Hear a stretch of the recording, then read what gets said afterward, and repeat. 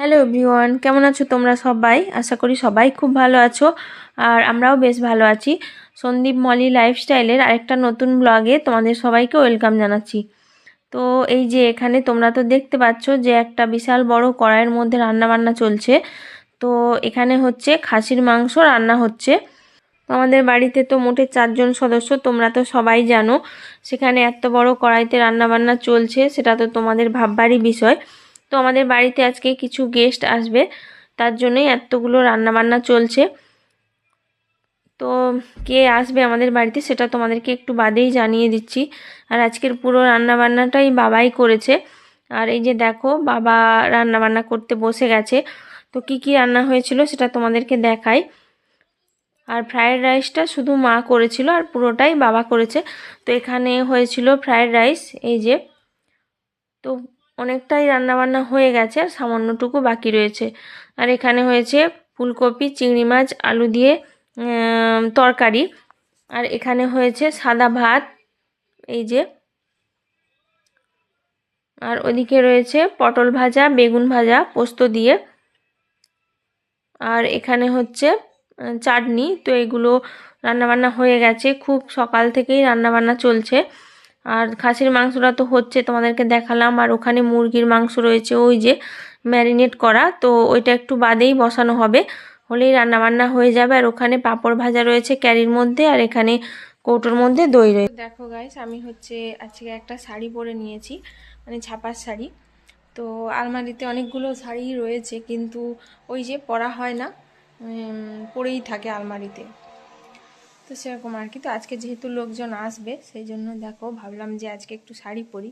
তো মাঝে মধ্যেই মনে হয় যে একটু শাড়ি পরি, কিন্তু সে আর পরা হয়ে ওঠে না, মানে তখন আর ইচ্ছে করে না। তো কখনো ইচ্ছে করে, আবার কখনো ইচ্ছে করে না, এই আর কি। তো চলো, আমি এখনও সিঁদুর টিঁদুর পরিনি কিছু, তো নিচে গিয়ে সিঁদুরটা পরবো তারপর। তো দেখো গাইস, এই যে আমি পুরো রেডি হয়ে গেছি এখন। তো পুরো রেডি এখন, আর রান্না বান্না ওদিকে পুরো কমপ্লিট হয়ে গেছে। তো আমি এখন এই যে ছাদে এসেছি। আর গেস্টরা এখনও আসেনি এখনো পর্যন্ত। তো এখন ঘড়িতে ওই 1টা মতো বাজতে চললো, কিন্তু এখনও সেরকম কেউই আসেনি। তো ফোন করা হচ্ছে ওদেরকে। তো চলো বলি যে কারা কারা আসবে আমাদের বাড়িতে। তো মেয়ের তো রেজাল্ট আউট হয়ে গেছে। তো মেয়ে যে স্কুলে পড়তো, মানে মায়াপুর নার্সারি স্কুলে তো পড়াশুনো করতো। তো ওখানে হচ্ছে তোমার ফাইনাল পরীক্ষা দিয়েছিল, রেজাল্ট আউট হয়ে গেছে। তো ফার্স্ট হয়েছে। তো এইবার ও স্কুল থেকে বেরিয়ে যাবে আর কি। তো যেহেতু ওই স্কুল থেকে বেরিয়ে যাবে, অন্য আরেকটা হাই স্কুলে ভর্তি করা হবে, মানে ক্লাস 5-এ উঠলো এবার। তো যেহেতু ওই স্কুলে ভর্তি করা হবে, তো সেই জন্য হচ্ছে কি বলে মানে ওই নার্সারি স্কুলের সমস্ত টিচাররা মানে ইয়ার্কি মেরে বলেছিল আর কি শাশুড়ি মাকে, যে নাতনি ভালো রেজাল্ট করে বেরিয়ে যাচ্ছে এবছর, তো সেই জন্য আমাদেরকে একটা পার্টি দিতে হবে। বলতে বলতে আমি হাঁপিয়ে যাচ্ছি একদম। তো সিঁড়ি ভেঙে এসেছি না, ওই জন্য। তো সেই জন্য সেই উপলক্ষে টিচারদেরকে ডাকা। ওর স্কুলের সমস্ত টিচার আর যারা যারা গাড়ি চালায়, মানে আমাদের এখান থেকে যে স্কুলের গাড়িগুলো যেত, তো সেই সমস্ত ড্রাইভার দাদাদেরকে ডাকা হয়েছে, নিমন্ত্রণ করা হয়েছে। তো এই নিয়ে টোটাল তোমার ধরো এই 20-25 জন মতো খাওয়া দাওয়া করবে, আর বাদ বাকি আমাদের বাড়ির লোকজন। তো এরকম আর কি। তো আমরা এখন অপেক্ষা করছি ওদের জন্য, এখনো কেউই আসেনি। তো চলো পরে কথা বলবো। তো তারপর গেস্টরা অনেক বেলা করেই এসেছিলেন সবাই। তো মেয়ের টিচাররা খুব লেট করে ফেলেছিলেন আসতে। তো যাই হোক, আর আমাদের সেদিন খেতেও দেরি হয়ে গেছিলো। এই যে সবাই নিচেই বসে পড়েছে, যেহেতু একটাই টেবিল, সেই জন্য অতজন মানুষের ওখানে টেবিলে হবে না, সবার জায়গা হবে না বসার, সেই জন্য ওখানে নিচেই দিয়ে দিয়েছিলাম। তো সবাই বলল আমরা নিচেই খাবো। আর যেহেতু বেলা হয়ে গেছে, অনেকটাই বেলা হয়ে গেছিলো, সেই জন্যই সবাইকে একসঙ্গে নিচেই দিয়ে দিয়েছিলাম। তো এই যে সবাই এখন খাওয়া দাওয়া করছে, আর তার সঙ্গে সবাই গল্পগুজবও করছিল, আর মেয়ের কথাও হচ্ছিল ওখানে, মেয়ের কথাও বলছিল যে মেয়ে তো এতদিন ধরে স্কুলের গাড়ি করে স্কুলে গেল, মানে 5-6 বছর ধরে ওই স্কুলেই ছিল, তো ওখান থেকে এবার বেরিয়ে যাবে। তো ওই কথাই টিচাররা সবাই বলছিলেন। তো তারপর দেখো আমরাও লাস্টে খাওয়া দাওয়া করতে বসে পড়েছিলাম। তো এই যে মা খাচ্ছে আর টেপি ঠাকুমা আর এই যে হচ্ছে মেয়ে আর তার বাবা। তো আমি এখনও বসিনি, তো ওদের ক্যামেরাটা করে দিচ্ছিলাম, ভিডিওটা করে দিচ্ছিলাম, তারপর আমি লাস্টে বসবো। আর সেদিন মেয়েও আমাদের সঙ্গেই খেয়েছিল একেবারে লাস্টে। তো সেদিন আমাদের খেতে প্রায় 2:30 মতন বেজেই গেছিলো। আর আমার মাও এসছিল আমাদের বাড়িতে, তো খাওয়া দাওয়া করে চলে গেছে, সেটা তোমাদের সঙ্গে শেয়ার করা হয়নি, তো সুযোগ পাইনি আর, তো সেই জন্য আর শেয়ার করা হয়নি।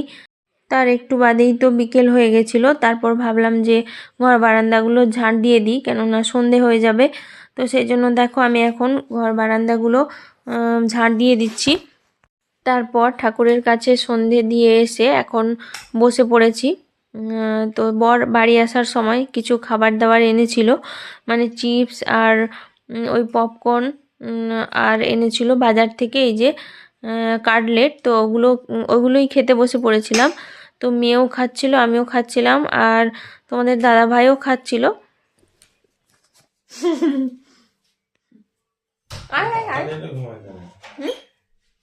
আসছি আসো আসো আসো। এটা কি? এটা কি রে?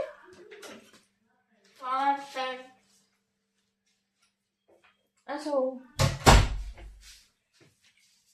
দেখা।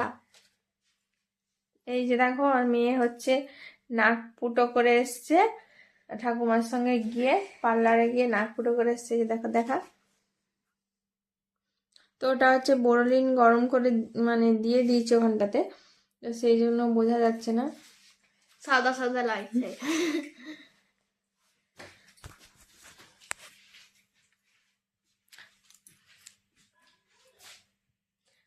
আর যখন নাকেরটা পরাবো তো কিছুদিন পরে, প্রায় 8-10 দিন পরে, 8-10 দিন তখন তোমরা দেখতে 6 পাবে। দিন। 6 দিন। ব্যথা লাগছিল নাকি বল? খুব না একটুখানি? খুব। এখন তো বন্দুক দিয়ে ফুটায়, অনেকটাই কম লাগবে, কিন্তু আমরা তো সুচ সুতো দিয়ে ফুটাতাম, ভীষণ ব্যথা করতো।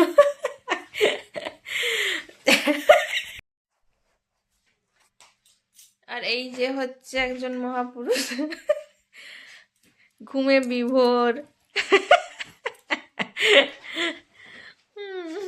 এই যে দাঁড়াও দাঁড়াও, এখন কটা বাজে? এখন 9:30।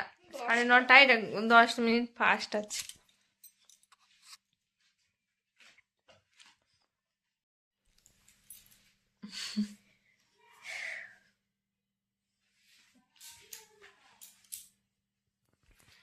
এখন হচ্ছে এই যে মুখ হাত ধোবো এখন, আর তো যেগুলো কাজ থাকে আমার ঘুমানোর আগে এগুলো করব, তারপর হচ্ছে ঘুমিয়ে পড়বো। তো আজকে সেরকম একটা মানে ভিডিও সেরকম শেয়ার করতে পারলাম না, যতটুকু পেরেছি সেটুকুই করলাম। যাম দিদা ডাকছে। তো আজকের মতো ব্লগটা এইটুকুই। কেমন লাগলো সবাই জানিও কমেন্ট করে, আর ভালো লাগলে লাইক কমেন্ট শেয়ার করে দিও। আজকের মতো টাটা, ভালো থেকো সবাই, সুস্থ থেকো। সবাইকে জানাচ্ছি গুড নাইট, সবাইকে জানাই শুভরাত্রি। ওই একই ব্যাপার। তো দেখা হচ্ছে পরের একটা নতুন কোনো ব্লগে।